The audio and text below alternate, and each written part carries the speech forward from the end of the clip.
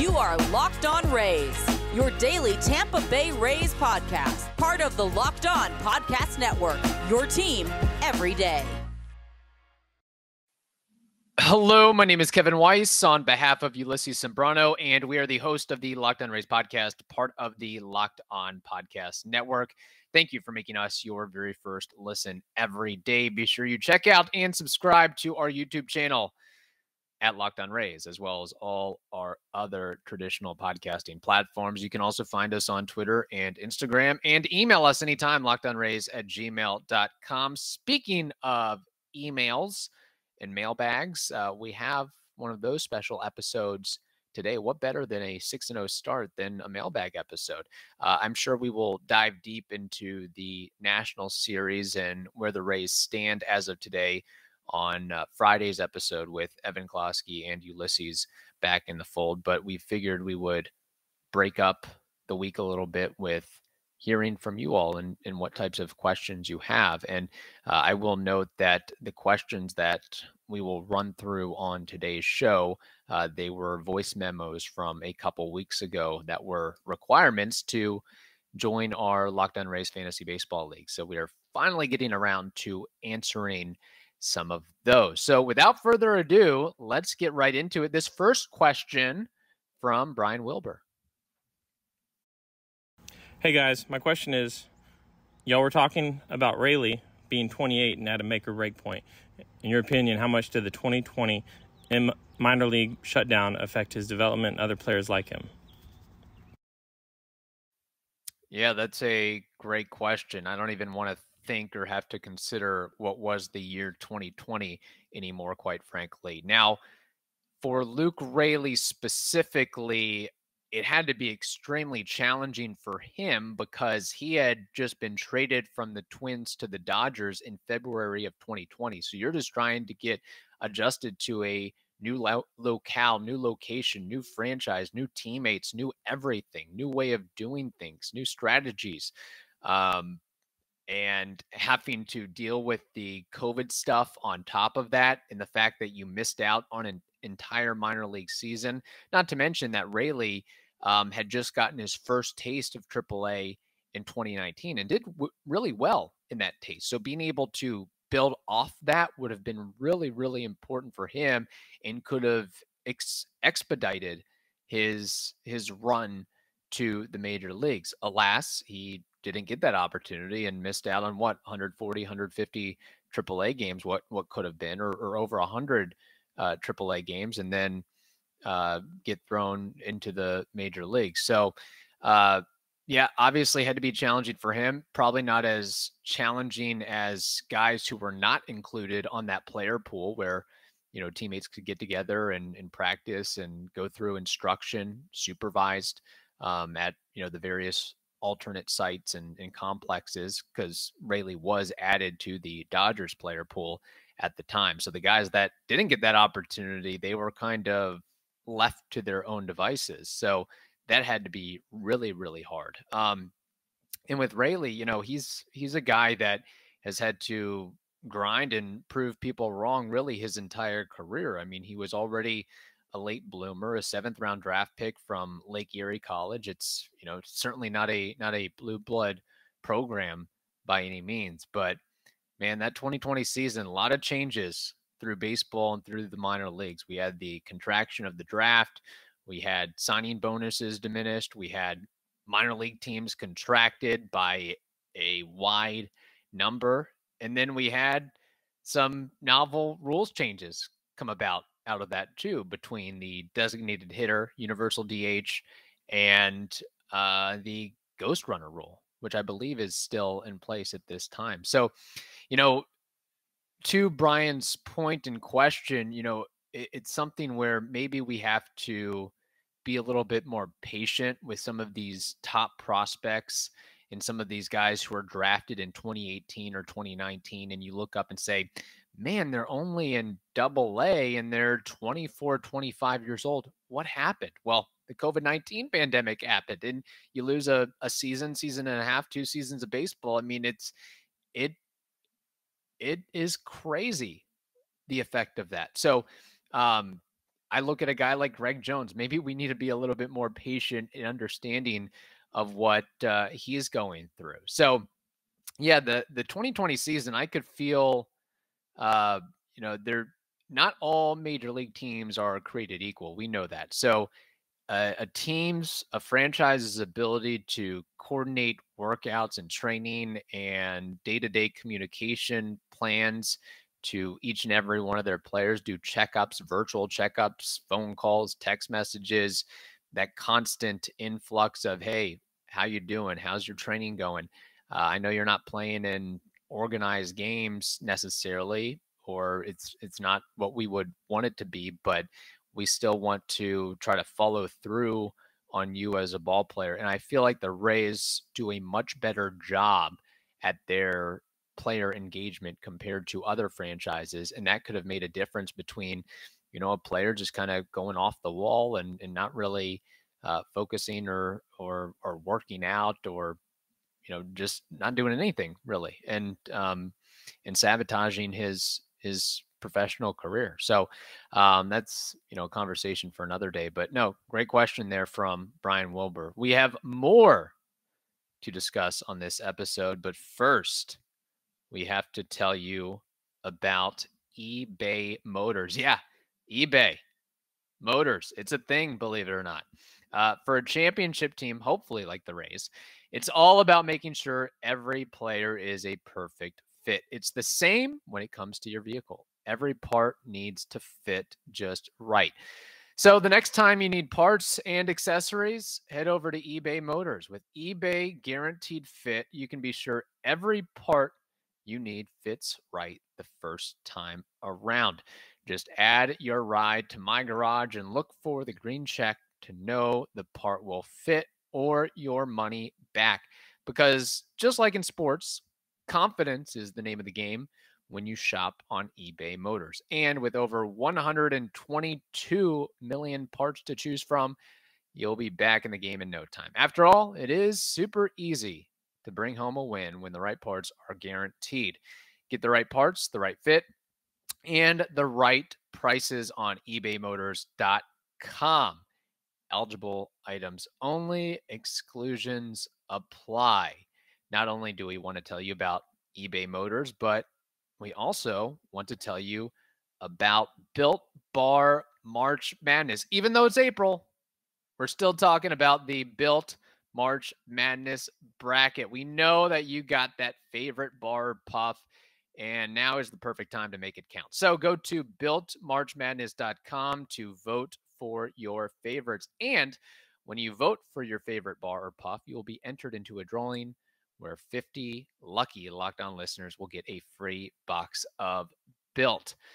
Not only that, but one Locked On fan will win a 12-month subscription to Built to have Built's best bars or puffs delivered monthly straight to your door. It's amazing.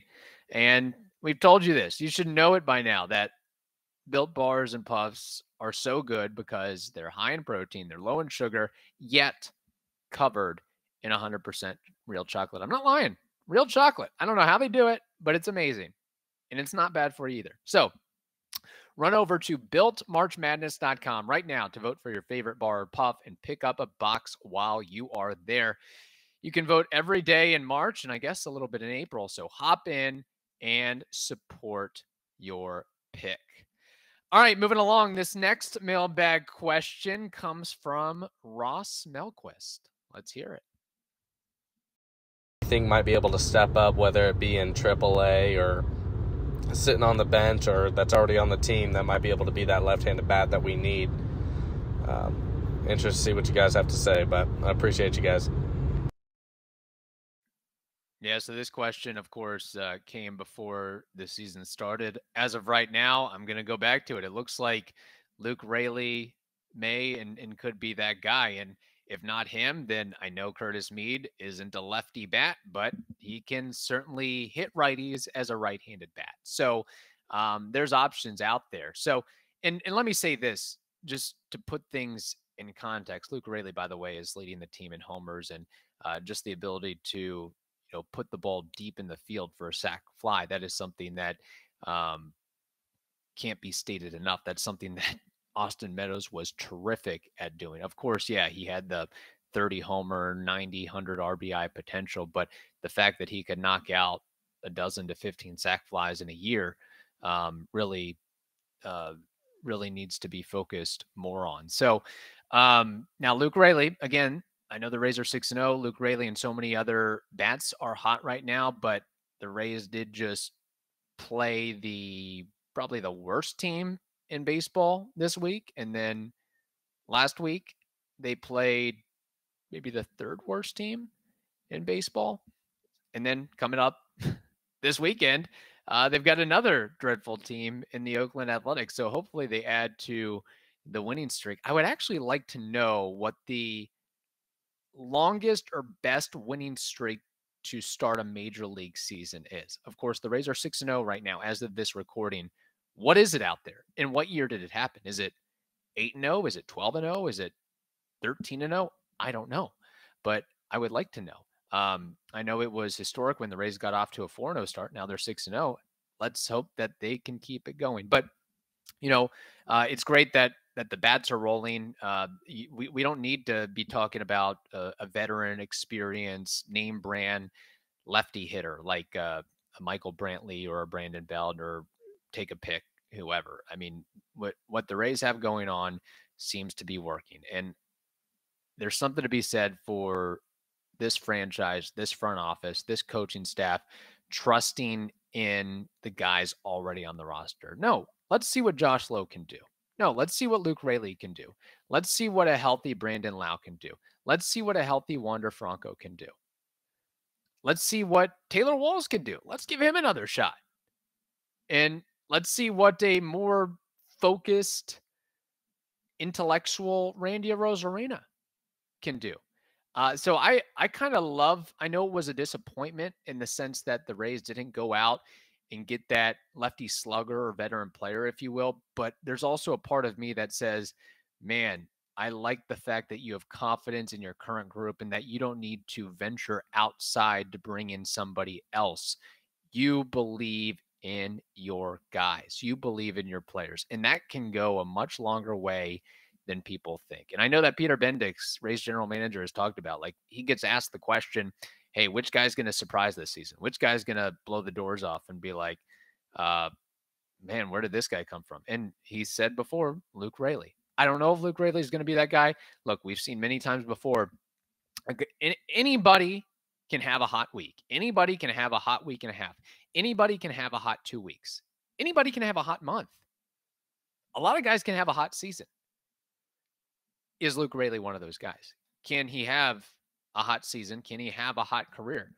That remains to be seen. But what I do love right now about the Rays is the fact that they're tied for first in homers with the Dodgers. They lead baseball in runs scored. They're second in OPS. They're tied for fifth in doubles. They're fourth in batting average. Not too shabby. Not too shabby at all. We've got one more question to get to. But first, we have to tell you about a new sponsor called So Rare.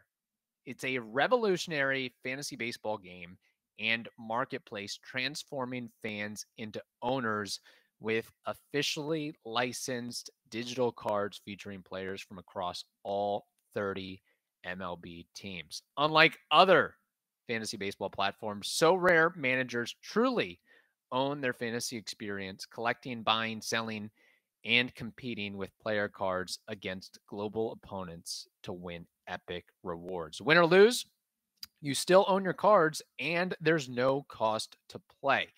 Plus, the more you win, the more you advance, collecting increasingly powerful cards and accessing next level competitions and rewards. So head over to sorare.com/lockedon. That's spelled SORARE.com.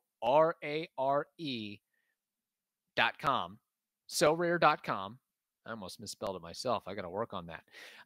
So go to that website, sorare.com, to draft your team of free player cards, set your lineup, and start competing today to win epic rewards. Again, that's sorare.com/lockedon, LOCKEDON, to start playing today. All right, this final mailbag question comes from listener Gary Fletcher.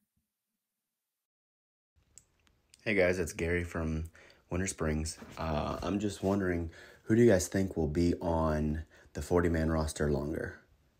Luke Raley or Josh Fleming? Great question there from Gary. Interesting question from Gary. And I don't know. I mean, most people right now today would say Luke Raley, but I also look a little bit deeper than that in the sense of, man, pitching injuries and a lot of pitching injuries do happen and will happen, particularly with the Rays group. And I guess clearly the Rays see something in Josh Fleming and giving him an opportunity, another opportunity, and giving him a spot on the opening roster. So something tells me that I could see Fleming sticking around longer than Luke Raley if Luke Raley gets off to a hot couple months, and then you see some other guys in the minors percolating. Well, let me backstep here. I could see Josh Fleming staying on this roster just by being a healthy arm. Let me put it like that. And I can't think of too many other lefty pitchers that are waiting in the wings in AAA or on the 40-man that, say a lefty goes down, who gets that spot if the Rays are looking for a lefty. I don't know who that is off the top of my head. I will say with Josh Fleming, clearly his first start this season was and did not go as expected, and he more or less needs to have picture perfect control and command. And if he misses his spot by just a little bit, lefties and righties are clearly taking advantage. So he can't be walking guys. He can't be getting deep into counts where, the opposing hitter knows he's going to throw something around the zone. And Fleming doesn't have that swing and miss stuff by any means with his changeup, sinker, or curveball. So it's a really tough spot for him. And I think with the rules change or the elimination or limited shift capacity, if you will, that just hurts him so much more because he is a pitch to contact guy. He's not missing bats like Shane McClanahan or a Tyler Glasnow or a Drew Rasmussen or a Jeffrey Springs. So I think that also hampers him a little bit to some extent. But yeah, I think that it's tough. It's a tough question. I hate to vacillate on this and not make a decision here, but I would just say, even if Luke Raley comes out firing, I could see him being a one and done guy with the Rays, where they come up with some sort of creative trade to open up one of the, a Curtis Mead to give him a spot or an opportunity, or maybe sell high on Luke Raley, and him being out of options is another consideration. But I think with Fleming too, the Rays have to find a different role for him. I do not see him or consider him to be a traditional starter. They need to reinvent him and, when the time is right, place him in the bullpen and have him take on more of that Jalen Beeks role. I would quite frankly rather have Jalen Beeks be a starter than Josh Fleming be a starter. Whether it's, I think first off with Fleming, I don't think the stuff is necessarily there to be a starter.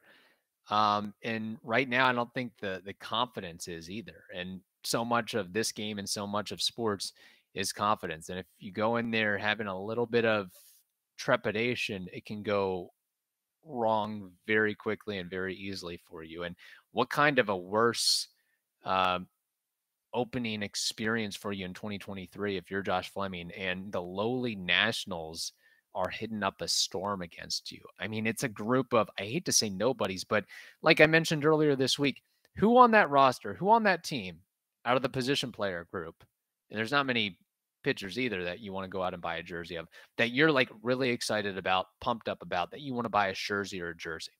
Outside of Keibert Ruiz, I can't think of many other guys. Meneses, really? Abrams, really? Robles, really? I don't see it. So, yeah, Fleming has a lot of work to do. But again, if you're a live body and you have an arm that is working and isn't hurt, the Rays will at some point keep you around and find a spot for you. And it might not be pretty, but hey, there are thousands of innings that have to be accounted for, and they can't all be gems. So we saw that with Ryan Yarbrough over the years of, hey, he's not going to dazzle you necessarily, but he's going to be there to eat up innings. And I think that could be a role for Josh Fleming. Maybe not necessarily as a starter, but as a bullpen guy in a blowout game, whether the Rays are getting crushed or they're crushing an opponent. I think there's a role and a spot for that. Where Luke Raley, I think he could have, one really good season with the Rays, one really good half season with the Rays, and then the Rays move on. Maybe they don't see him as a long-term answer, and other guys with a higher profile and higher potential, higher upside, higher ceiling, like a Curtis Mead, get that next opportunity. That's just my take on it. Not to say that Luke Raley's not good.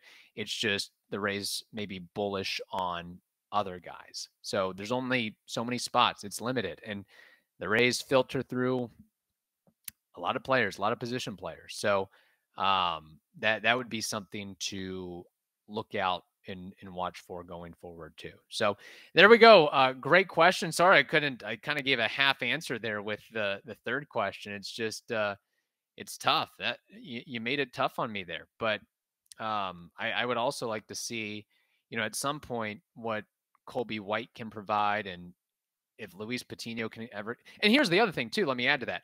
I mean, if Luis Patino can't get it together, if something happens to Yanni Chirinos, if he can't get it together, if other guys in AAA, outside of Taj Bradley can't get it together, you just got, Fleming, he's not what we want necessarily, but we got to play him. We got to keep him on. So that might be something else to think about too. So, all right. Thank you all for the questions. Keep them coming.